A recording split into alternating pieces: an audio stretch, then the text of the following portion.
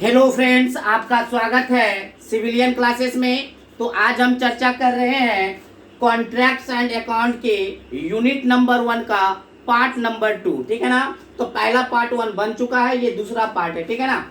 तो प्यारे बच्चों, आज हम बात करेंगे PWD procedure for initiating the work.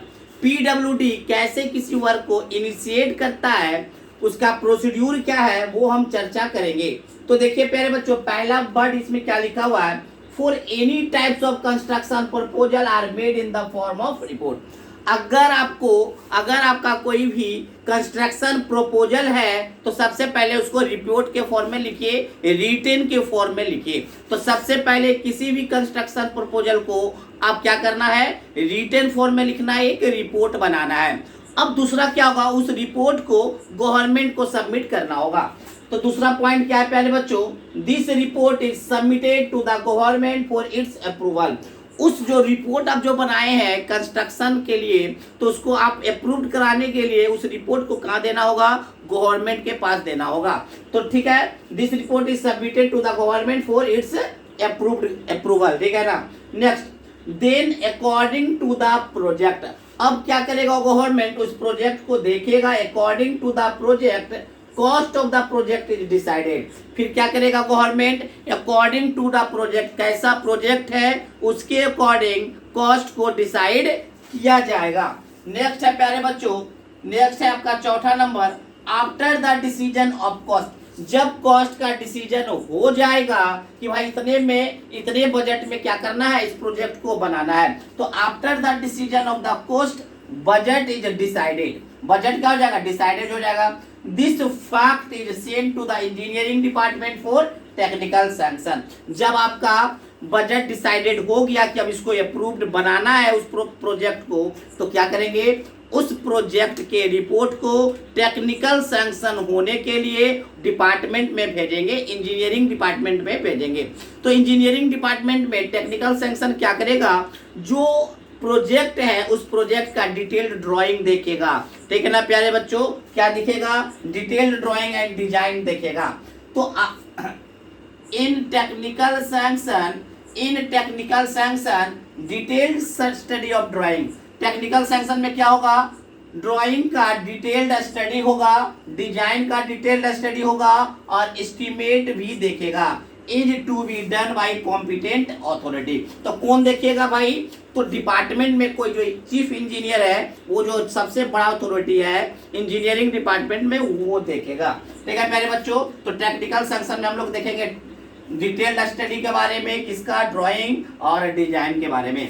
Next, after the detailed study tender are raised by the department. अब क्या हुआ, जब आपका टेक्निकल सैंक्शन हो गया, जब आपका इंजीनियरिंग डिपार्टमेंट बोल दिया कि यह जो प्रोजेक्ट है वो सही है, सही है मतलब इसका स्टेबिलिटी बहुत ज़्यादा है, ये आपका सेफ है, तो इसका डिजाइन अच्छा है, इसका ड्राइंग अच्छा है, तो अब क्या किया जाएगा, after the detailed study tender को पास किया जाएगा, टेंडर को खोला जाएगा। तो then tender are raised by the department. Department क्या करेगा, टेंडर पास करवाएगा। Then the work is allotted to the suitable contractor. अब क्या किया जाएगा, कॉन्ट्रैक्टर को, किसी जो सुटेबल कॉन्ट्रैक्टर है, जो क्या होगा, टेंडर को बहुत अच्छे तरीके से फिल किया होगा। इसका क्या तरीका है प्यारे बच्चों, हम चैप्टर नंबर 2 में, यूनिट नंबर 2 में कॉन्ट्रैक्ट में बताया है। तो सुटेबल कॉन्ट्रैक्टर किसको कहते हैं, इसके बारे में हम कॉन्ट्रैक्ट में बता चुके हैं। तो सुटेबल कॉन्ट्रैक्टर को उस काम के लिए अलॉट कर दिया जाएगा, अलॉट किया जाएगा।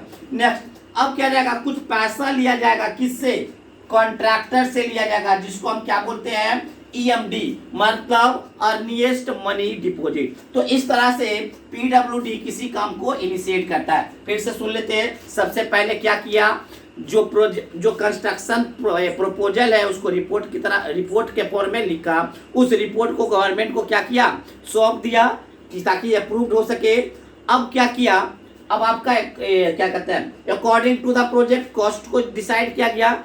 After the deciding the cost budget बनाया गया। बजट बनाने के बाद उस रिपोर्ट को इंजीनियरिंग डिपार्टमेंट को सौंप दिया गया। अब इंजीनियरिंग डिपार्टमेंट क्या किया, उस प्रोजेक्ट का डिटेल्ड स्टडी किया, ड्राइंग और डिजाइन का, उसके बाद टेक्निकल सैंक्शन कर दिया। टेक्निकल सैंक्शन करने के बाद डिपार्टमेंट टेंडर पास करवाया, वो टेंडर पास करवाने के बाद एक सुटेबल कॉन्ट्रैक्टर को चूज किया, सुटेबल कॉन्ट्रैक्टर क्या किया, अब काम को आगे बढ़ाया।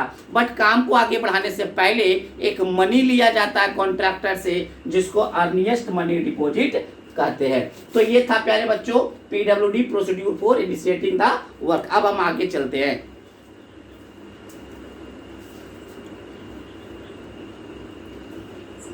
प्यारे बच्चों अब हम देखेंगे method used in PWD to carry out work.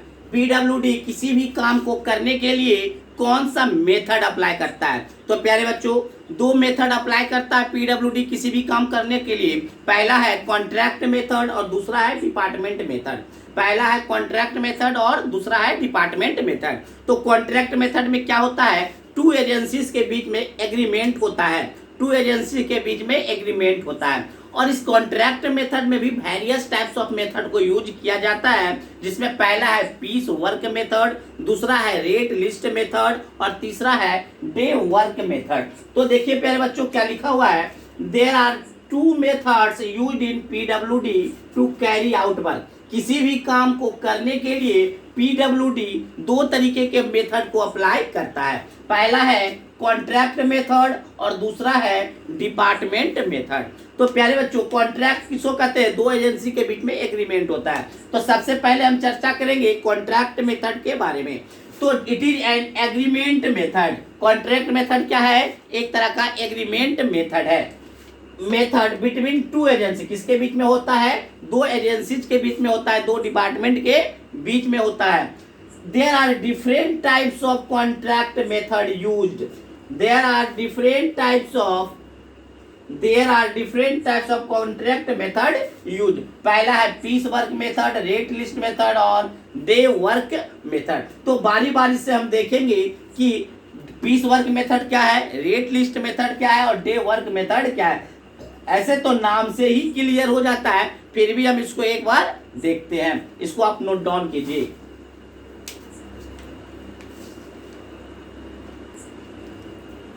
प्यारे बच्चों तो सबसे पहले हम लोग देखेंगे पीस वर्क मेथड। तो पीस वर्क मेथड क्या है प्यारे बच्चों, देखिए मान लीजिए ये कोई प्रोजेक्ट है, ये कोई आपका प्रोजेक्ट है, इस प्रोजेक्ट को कर रहा है। तो प्रोजेक्ट बहुत ही बड़ा है, बहुत ही लार्ज प्रोजेक्ट है। तो इस लार्ज प्रोजेक्ट को क्या करेंगे, छोटे छोटे पीटी वर्क में बदल देंगे। ये छोटे छोटे पीटी माने क्या होता है प्यारे बच्चों, तो पीटी माने छोटा छोटा होता है, पीटी वर्क। हम क्या बोले, कोई बड़ा सा प्रोजेक्ट है, उसके छोटे छोटे पीटी वर्क में बांट देंगे। बांटने के बाद क्या करेंगे, ये किसी और कॉन्ट्रैक्टर को देंगे, ये किसी और कॉन्ट्रैक्टर को देंगे, ये किसी और कॉन्ट्रैक्टर को देंगे। तो इससे क्या होता है कि मान लीजिए जो स्पेशलाइजेशन होगा कॉन्ट्रैक्टर का, मान लीजिए ये फाउंडेशन करना है, तो फाउंडेशन के लिए जो स्पेशलाइजेशन होगा कॉन्ट्रैक्टर का उसको देंगे। मान लीजिए कोई आपका प्लास्टर करने में एक्सपर्ट है तो उसको देंगे। तो इस तरह से क्या होगा, पूरा प्रोजेक्ट का क्वालिटी बहुत ही अच्छा हो जाएगा। तो प्यारे बच्चों इसमें देखते हैं in this type of method करने मतलब piece work method, quantity of work is divided in number of petty contract. हम क्या करते हैं इन दिस मेथड में क्या करते हैं, पूरे वर्क को क्या करते हैं, नंबर ऑफ पीटी कॉन्ट्रैक्ट में बदल देते हैं। मतलब छोटे छोटे कॉन्ट्रैक्ट में हम बदल देते हैं। जैसे ही हम छोटे छोटे कॉन्ट्रैक्ट में बदलेंगे तो जो जिसका स्पेशलाइजेशन है वो उसको छोटा छोटा काम मिल जाएगा, जिससे कि क्वालिटी बढ़ जाएगा। तो दूसरा पॉइंट क्या है प्यारे बच्चों, quality of work is very good in such contract. In this type of contract of method में क्या होगा, क्वालिटी ऑफ वर्क क्या हो जाएगा, बहुत ही अच्छा होगा। तो ये किस लिए करेंगे, किसके लिए सुटेबल होगा, तो लार्ज प्रोजेक्ट के लिए सुटेबल होगा। तो piece work method is suitable for large project. ठीक है प्यारे बच्चों, अब हम आगे चलते हैं रेट लिस्ट मेथड में।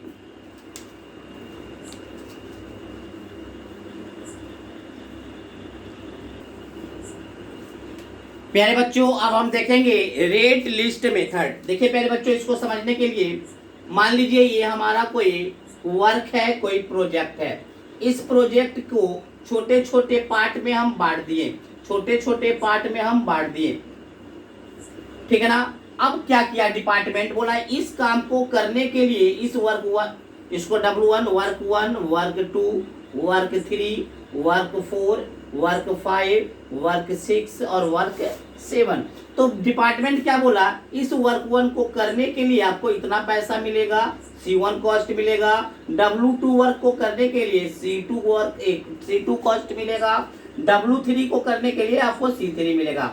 मतलब क्या किया, ये रेट फिक्स कर दिया, मतलब इस काम के लिए इतना रेट, इस काम के लिए इतना रेट, इस काम के लिए इतना रेट। तो डिपार्टमेंट क्या किया, हर वर्क के लिए एक रेट फिक्स कर दिया। तो ऐसे मेथड को कहते हैं रेट लिस्ट मेथड। इसमें कॉन्ट्रैक्टर एक ही है, बट इसमें क्या हो रहा है, कॉन्ट्रैक्टर को बांट दिया कि ये काम इतना काम कीजिएगा तो आपको इतना पैसा मिलेगा, आप इतना काम कीजिएगा तो आपको इतना पैसा मिलेगा। कॉन्ट्रैक्टर यही है, इसमें बांटा गया है काम और पैसा। ठीक है प्यारे बच्चों, तो अगर आपको रेट बांध दिया गया, हर लिस्ट का आपको रेट बांधा गया, तो उसको क्या कहेंगे, रेट लिस्ट मेथड। और ये लगभग ऑल टाइप्स ऑफ प्रोजेक्ट के लिए सुटेबल है, बट सबसे ज्यादा ये सुटेबल है मल्टी स्टोरी बिल्डिंग के लिए। तो देखिए प्यारे बच्चों क्या लिखा हुआ है, in this method an agreement is done by contractor according to the rate of item.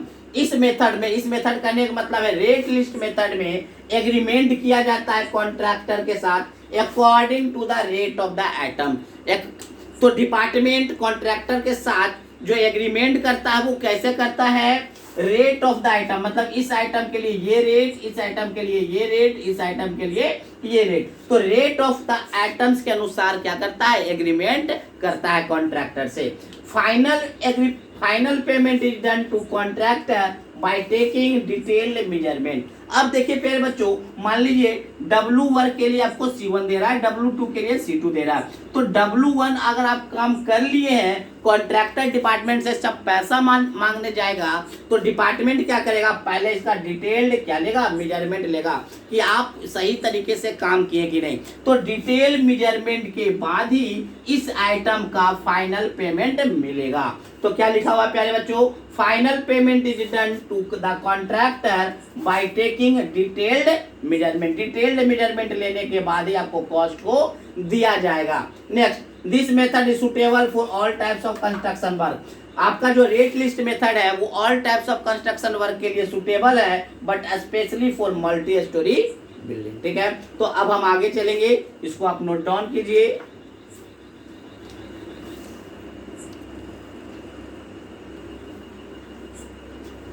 प्यारे बच्चों, अब हम चर्चा करेंगे डे वर्क मेथड के बारे में। तो प्यारे बच्चों देखिए, डे वर्क मेथड क्या है। डे वर्क मेथड, मान लीजिए प्यारे बच्चों ये आपका कोई प्रोजेक्ट है, तो कॉन्ट्रैक्टर क्या किया, मान लीजिए कि फर्स्ट डे में इतना काम किया, सेकेंड डे ये काम किया, थर्ड डे में इतना काम किया। तो क्या करता है डिपार्टमेंट कि इसमें देखता है कि एक दिन में कितना काम किया, उस काम के अनुसार उसको पेमेंट दिया जाता है। उस पेमेंट में क्या क्या होता है, कितना मटेरियल उसमें लगाया है और कितना लेबर कॉस्ट आया है। तो मटेरियल और लेबर कॉस्ट दोनों इंक्लूड होता है पेमेंट में। तो एक दिन में कॉन्ट्रैक्टर जितना काम किया है उसके अकॉर्डिंग आपको पैसा पेमेंट दिया जाता है, उसको बोलते हैं डे वर्क मेथड। क्यों डे वर्क, तो पर डे पैसा कॉन्ट्रैक्टर को दिया जा रहा है according to the work, according to the, fix नहीं है कि आपको 5,000 रुपया पर डे दिया जाएगा, ऐसा कोई फिक्स है। अकॉर्डिंग टू द वर्क आपको पैसा दिया जाता है। उस पैसे में क्या क्या इंक्लूड होता है कि आप कितना मटेरियल लगाए हैं और कितना लेबर कॉस्ट हुआ है, दोनों पेमेंट को जोड़कर कॉन्ट्रैक्टर को पैसा दिया जाता है। तो प्यारे बच्चों, ये जो डे बाय डे है वो आप स्मॉल प्रोजेक्ट में कर सकते हैं, बट लार्ज प्रोजेक्ट में ये सुटेबल नहीं होता है। ठीक है प्यारे बच्चों, इसका एक सुटेबिलिटी, इसका एक एडवांटेज ये है कि कॉन्ट्रैक्टर को पर डे पैसा मिल जाता है, पेमेंट में डिले नहीं होता है। ठीक है प्यारे बच्चों, बट अब हम देखते हैं इसका डिसएडवांटेज क्या है। तो डिसएडवांटेज ये है कि पेमेंट जो दिया जाता है वो फेयर पेमेंट दिया जाता है। मतलब फेयर पेमेंट करने का मतलब एक्यूरेट नहीं, बस लगभग पेमेंट दिया जाता है, एक्यूरेट पेमेंट नहीं दिया जाता है। तो देखिए प्यारे बच्चों क्या क्या लिखा हुआ है डे वर्क मेथड में, it is the method of estimating paying to the contractor according to the work per day, according to the work क्या बोला, it is the method of estimating paying मतलब पे करने के लिए to the contractor according to the work per day. यह एक ऐसा method है जो एस्टिमेट करता कि कॉन्ट्रैक्टर को वर्क डे मतलब वर्क के अनुसार पर डे कितना पेमेंट दिया जाए। It includes both material cost and labour cost. जो पेमेंट दिया जाएगा उसमें मटेरियल कॉस्ट भी होगा और लेबर कॉस्ट भी होगा, ठीक है ना। One of the advantage of this method is that there is no suspension और डिले पेमेंट। देखिए प्यारे बच्चों, one of the advantage of this method, इसका एडवांटेज क्या है कि देयर इज नो सस्पेंशन और डिले पेमेंट। इसका एडवांटेज यही है, इसका एडवांटेज यही है कि आपका पेमेंट में डिले नहीं होता है, ठीक है ना। Next, the major drawback of this method is, इसका मेजर डिसएडवांटेज क्या है कि payment can be done on fair day only, मतलब आपको सिर्फ फेयर किया जाता है, एक्यूरेट नहीं दिया जाता है payment. Next, it is not suitable for large scale, या जो मेथड है वो लार्ज स्केल के लिए सुटेबल नहीं है, लार्ज प्रोजेक्ट के लिए सुटेबल नहीं है, but it is good for minor project. तो ये था प्यारे बच्चों method used in PWD for executing any work, ठीक है। तो हमने इसमें पढ़ा कॉन्ट्रैक्ट मेथड और डिपार्टमेंट मेथड। कॉन्ट्रैक्ट मेथड में क्या होता है, टू एजेंसीज बीच में एग्रीमेंट होता है। तो कॉन्ट्रैक्ट मेथड में भी बहुत सारे टाइप्स के मेथड को जोड़ा गया, जिसमें पहला था आपका पीस वर्क मेथड, दूसरा था रेट लिस्ट मेथड और तीसरा था डे वर्क मेथड। तो इस तरह से हमारा कॉन्ट्रैक्ट मेथड समाप्त हुआ। अब हम चलते हैं डिपार्टमेंट मेथड की ओर, तो इसको आप नोट डाउन कीजिए।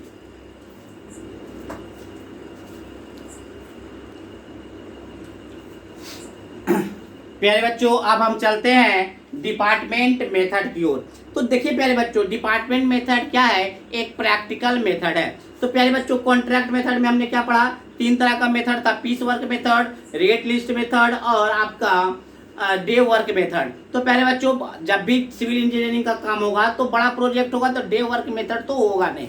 दूसरा है रेट लिस्ट मेथड, तो रेट बाई रेट आइटम बांधना भी हमारे बड़े प्रोजेक्ट में प्रॉब्लम होता है। नेक्स्ट है piece work method. Piece work method में क्या होगा कि आपको डिपार्टमेंट को बहुत सारे छोटे छोटे काम को आपको क्या करना होगा, कॉन्ट्रैक्टर अलग अलग कॉन्ट्रैक्टर को देना होगा, तो सारे कॉन्ट्रैक्टर से मैनेज करना वो भी दिक्कत है। तो अब हम चलते हैं प्रैक्टिकली क्या होता है। तो दूसरा है पहले बच्चों डिपार्टमेंट मेथड, तो ये है आपका practical method, more practical method which is based on master roll. तो प्यारे बच्चों, ये क्या करता है, प्रैक्टिकल मेथड क्या होता है कि डिपार्टमेंट क्या करता है, एक कॉन्ट्रैक्टर को पूरा काम सौंप दिया। अब वो कॉन्ट्रैक्टर क्या करता है, वो लिस्ट डेली बनाता है, एक मास्टर रोल बनाता है और एक मेजरमेंट बुक बनाता है। पहले भी बता चुके हैं मास्टर रोल क्या होता है, मेजरमेंट क्या होता है। मेजरमेंट बुक में वो लिखते जाता है कि कौन कौन सा काम हो गया, कौन कौन सा आइटम हो गया, और मास्टर रोल में लिखते जाता है कि कितना लेबर लगा इस काम को करने में। तो प्यारे बच्चों, जो आपका एई होता है, एई आपका मेजरमेंट और मास्टर रोल को देखता है और ये पता कर लेता है कि कितना इसको पेमेंट देना चाहिए। ना तो ये डे वर्क है, ना तो ये रेट लिस्ट मेथड है, ना तो ये पीस वर्क मेथड है, ठीक है ना। इंजीनियर आया, मेजरमेंट बुक और मास्टर रोल के आधार पर क्या करता है, पेमेंट देता है, उसको हम लोग कहते हैं डिपार्टमेंट मेथड। तो देखिए प्यारे बच्चों क्या लिखा हुआ है, it is more practical method which is based on master roll. किस पे बेस्ड है, मास्टर रोल पे बेस्ड है। मास्टर रोल क्या होता है वो हम पहले ही बता चुके हैं। मास्टर रोल क्या है, एक सीट है जिसमें लेबर का क्या होता है, अटेंडेंस दिया जाता है। अगर लेबर इलिटरेट है, मतलब अनपढ़ है, तो उसमें थंब इम्प्रेशन देने का प्लेस होता है। देखिए, it is a document in which attendance of labour and supervisor is maintain along with their signature. Master roll एक डॉक्यूमेंट है जिसमें क्या होता है, attendance of labour and supervisor का होता है विथ सिग्नेचर। किसके साथ, आपका अटेंडेंस देना है, कैसे बोल कर नहीं कि प्रेजेंट सर, ऐसा नहीं, आपको क्या करना है, सिग्नेचर करना, प्रॉपर सिग्नेचर करना है। नेक्स्ट है illiterate laborers can give their thumb impression for presenting their attendance। देखिए प्यारे बच्चों, कुछ लेबर अनपढ़ होते हैं, कुछ क्या बहुत सारे लेबर अनपढ़ होते हैं जो अपना सिग्नेचर नहीं कर सकते हैं, तो वो अपने अटेंडेंस को प्रेजेंट करने के लिए थंब का इंप्रेशन लगा देते हैं। तो वो भी कहाँ लगाते हैं, मास्टर रोल में ही लगाते हैं। Next, after the muster roll is prepared, muster roll को प्रिपेयर करने के बाद the quantity of material and amount of labour is maintain in a separate sheet. क्या बोला कि मस्टर रोल को प्रिपेयर करने के बाद कितना क्वांटिटी लगा है और पैसा कितना दिए हैं लेबर को, उसको मेंटेन करते हैं एक सेपरेट शीट में, ठीक है। Through this sheet the amount of work and its payment are decided. इसी सीट के अनुसार क्या होता है, पेमेंट दिया जाता है कॉन्ट्रैक्टर को। क्या लिखा गया, थ्रू दिस सीट, मतलब जो सीट आप प्रिपेयर किए हैं क्वांटिटी और लेबर के अमाउंट का, उसी सीट के अनुसार amount of work and its payment are decided, ठीक है ना। Department method is based on measurement. Department method क्या है, किस पे बेस्ड है, मेजरमेंट। आप कितना काम किए हैं इस पे बेस्ड होता है। This measurement of quantity is maintain in measurement book. तो जो मेजरमेंट होता है क्वांटिटी कितना काम हुआ है वो मेजरमेंट बुक में फॉलो होता है। तो प्यारे बच्चों आप लोग को मेजरमेंट बुक भी बता चुके हैं, जिनको याद नहीं है, जिनको भूलने का आदत है, उनके लिए हम मेजरमेंट बुक के बारे में भी बता देते हैं। तो क्या बोले, it is an document of measurement of quantity can be different unit maintained by junior engineer. तो प्यारे बच्चों मेजरमेंट बुक क्या है, इट इज एन डॉक्यूमेंट, क्या है ये, एक डॉक्यूमेंट है। कौन सा डॉक्यूमेंट है, ऑफ मेजरमेंट ऑफ क्वांटिटी, जिसमें मेजरमेंट क्या होता है, क्वांटिटी का मेजरमेंट होता है, जो कि बहुत सारे यूनिट में हो सकता है। बहुत सारे यूनिट करने का मतलब है कि मगर मान लीजिए सीमेंट होगा तो बाय बोरा में लिखा हुआ कितना बोरा यूज हुआ, अगर छड़ होगा तो केजी में लिखा हुआ होगा, इस तरह से अलग अलग यूनिट्स में लिखा होगा। जो कौन मेंटेन करेगा, जूनियर इंजीनियर मेंटेन करेगा एट द साइट पर, ठीक है प्यारे बच्चों। और इसको रीचेक कौन करेगा, क्रॉस चेक कौन करेगा, तो cross check of this measurement book is done by assistant engineer A, ठीक है प्यारे बच्चों। तो ये आपका था मस्टर रोल। तो मस्टर रोल भी दो प्रकार के होते हैं, उसको भी देख लेंगे, इसको आप नोट डाउन कर लीजिए।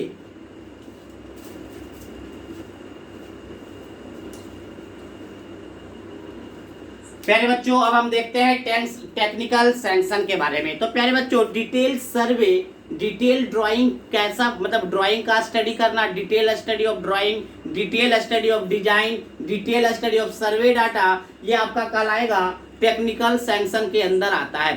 तो जब तक टेक्निकल सैंक्शन नहीं होगा तब तक कोई भी प्रोजेक्ट पास नहीं होता है। तो टेक्निकल सैंक्शन में मेनली आता क्या है, तो detailed study of drawing and detailed study of design and also detailed study of estimation, ठीक है ना प्यारे बच्चों।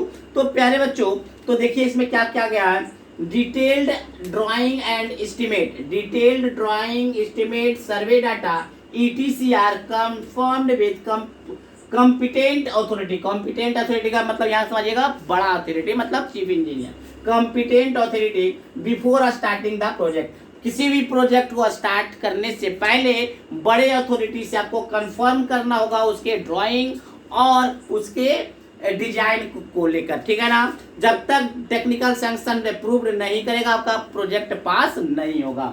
This approval is known as technical sanction, ठीक है प्यारे बच्चों। Necessity of technical sanction, technical sanction का नेसेसिटी क्या है, क्यों। तो प्यारे बच्चों मान लीजिए हम अपने मन से कोई प्रोजेक्ट बना लिए, अपने मन से कोई ड्राइंग बना ली, अपने मन से हम उसका डिजाइन कर लिए, तो क्या वो डिजाइन सही है या नहीं। अगर हम गलत डिजाइन पे प्रोजेक्ट बनाएंगे तो वह प्रोजेक्ट स्टेबल नहीं होगा, सेफ नहीं होगा।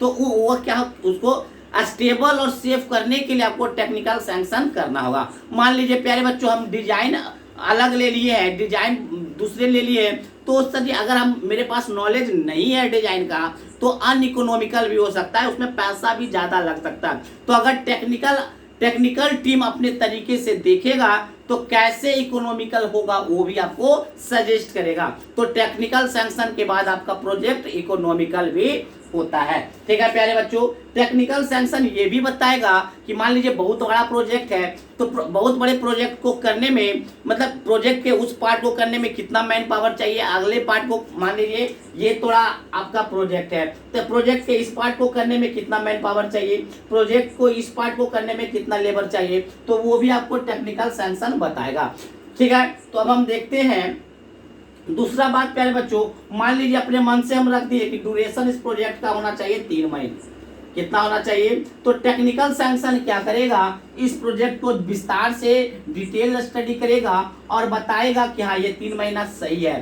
तो अगर आपका टेक्निकल सैंक्शन किया है तो आपका जो आपका ड्यूरेशन ऑफ प्रोजेक्ट है 3 महीना और जो कंप्लीट होगा वो देखिएगा लगभग सेम हो जाएगा, क्योंकि टेक्निकल सैंक्शन अप्रूव्ड किया है तो बहुत सारा सोच समझ के करता है कि इतने दिन में वो प्रोजेक्ट कंप्लीट हो जाएगा, ठीक है ना। तो ड्यूरेशन ऑफ प्रोजेक्ट और कंप्लीशन ऑफ प्रोजेक्ट दोनों लगभग बराबर हो जाएगा। तो देखिए पहले बच्चों नेसेसिटी क्या है, necessity after technical sanction, after technical sanction it can be assured that structure stable and safe.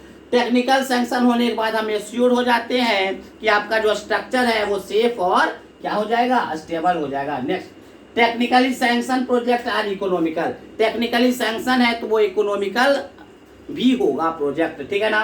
Next, percentage gain of the project can be predicted by technical sanction.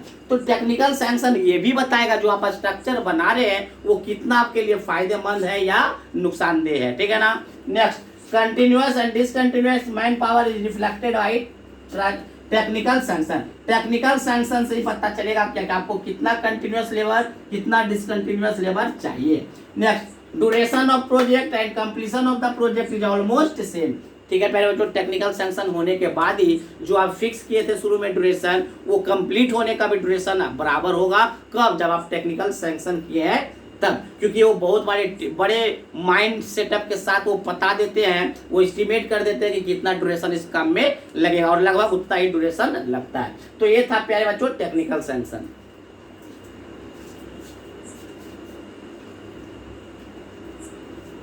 प्यारे बच्चों अब हम देखेंगे एडमिनिस्ट्रेटिव ऑफ अप्रूवल। तो देखिए प्यारे बच्चों, it means मतलब administrative approval means approval regarding security. आप इसमें क्या होगा, सिक्योरिटी मतलब आप जो प्रोजेक्ट कर रहे हैं उसमें कितना सिक्योरिटी है, आसानी से वो प्रोजेक्ट होगा या नहीं, तो उसके लिए security and various NOC. NOC का फुल फॉर्म है प्यारे बच्चों no objection certificate, no objection certificate. तो उस प्रोजेक्ट को करने के लिए कोई ऑब्जेक्शन तो नहीं, उसका सर्टिफिकेट कहाँ से आप लीजिएगा, लोकल एडमिनिस्ट्रेटिव से लीजिएगा। जहाँ पे आप प्रोजेक्ट बना रहे हैं उस प्रोजेक्ट के प्लेस का जो लोकल एडमिनिस्ट्रेटिव है उससे आपको क्या लेना होगा, अप्रूवल लेना होगा। तो यही कहलाता है एडमिनिस्ट्रेटिव अप्रूवल। ये क्या कहलाता है, एडमिनिस्ट्रेटिव अप्रूवल, ठीक है ना। तो इन कंस्ट्रक्शन वर्क में administrative approval is essential from competent higher authority. Higher authority of administration से आपको क्या लेना होगा, एडमिनिस्ट्रेटिव अप्रूवल लेना होगा, ठीक है प्यारे बच्चों। तो इसका नेसेसिटी क्या होगा, इसका इंपॉर्टेंस क्या होगा, तो administrative approval is necessary for progress of the project. तो प्यारे बच्चों जब आप नो ऑब्जेक्शन सर्टिफिकेट आप एडमिनिस्ट्रेशन से ले लिए हैं, मतलब एडमिनिस्ट्रेशन मतलब कहने का जहां पे आप प्रोजेक्ट बना रहे हैं उस लोकल एरिया का जो एडमिनिस्ट्रेशन है उससे आप अप्रूवल ले लिए हैं, तो आपका प्रोग्रेस जल्दी होगा। मतलब उस प्रोजेक्ट को कोई रोकने वाला नहीं है, क्योंकि आपको क्या मिला हुआ है, एडमिनिस्ट्रेटिव अप्रूवल मिला हुआ है। नेक्स्ट, प्रिपरेशन ऑफ इस पॉइंट को हटा दीजिए प्यारे बच्चों। नेक्स्ट है preparation of detail estimate design also comes under administration approval. जो प्यारे बच्चों आप प्रिपेयर किए हैं क्या डिजाइन ड्राइंग, उसको भी एडमिनिस्ट्रेटिव देखेगा, वो भी आपको किसके अंदर आएगा, एडमिनिस्ट्रेटिव अप्रूवल के अंदर आएगा। Through administrative approval speed of the project is decided. Same है दोनों प्यारे बच्चों, स्पीड बोलिए चाहे प्रोग्रेस बोलिए दोनों एक है। तो ये आपका था एडमिनिस्ट्रेटिव अप्रूवल, ठीक है।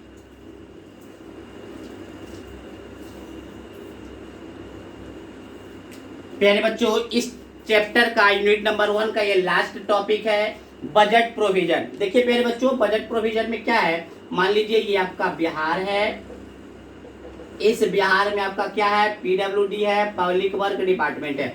अब बिहार का जो गवर्नमेंट है पीडब्ल्यूडी को कितना पैसा देगा, कितना बजट देगा, वही हम पढ़ेंगे बजट प्रोविजन में। बिहार का जो आपका गवर्नमेंट है वो पीडब्ल्यूडी से तो बहुत सारा डिपार्टमेंट होगा, उसमें से पीडब्ल्यूडी पब्लिक वर्क डिपार्टमेंट को कितना बजट देगा वो बजट प्रोविजन में देखते हैं। तो देखिए प्यारे बच्चों बजट प्रोविजन में क्या होता है, पीडब्ल्यूडी का पर डे मतलब पर ईयर का क्या देखा जाता है, इनकम देखा जाता है और एक्सपेंडिचर देखा जाता है, उसके अनुसार बजट दिया जाएगा। Budget is prepared annually to calculate income and expenditure of the department. क्या बोला प्यारे बच्चों, बजट जो होता है किसी भी डिपार्टमेंट का वो एनुअली किया जाता है, प्रिपेयर किया जाता है। कैसे, तो कैलकुलेट इनकम और एक्सपेंडिचर ऑफ द डिपार्टमेंट, उस डिपार्टमेंट का क्या इनकम है, क्या आपका एक्सपेंडिचर है, खर्च है, उसके अनुसार बजट बनाया जाता है। इसको बजट पीडब्ल्यूडी का बजट कौन बनाएगा प्यारे बच्चों, तो आपका बनाएगा चीफ इंजीनियर, जो आपका सबसे मेन इंजीनियर होता है। The chief engineer is the main authority responsible for the preparation of the budget. Budget को बनाने के लिए जो मेन जो अथॉरिटी होता है वो चीफ इंजीनियर होता है। Next, this budget report is send to the finance department for its approval. अब यहाँ का पीडब्ल्यूडी का जो चीफ इंजीनियर होगा वो बजट को बना चुका है, प्रिपेयर कर चुका है। अब उस बजट को क्या करेगा, वो फाइनेंस डिपार्टमेंट को भेजेगा। अगर फाइनेंस डिपार्टमेंट अप्रूव्ड कर दिया तो यही प्रोविजन कहलाता है बजट प्रोविजन। ठीक है प्यारे बच्चों, तो ये था आपका यूनिट नंबर 1। आपका यूनिट नंबर 1 पूरे तरीके से समाप्त हो चुका है। तो आज के लिए बस इतना ही। Thank you.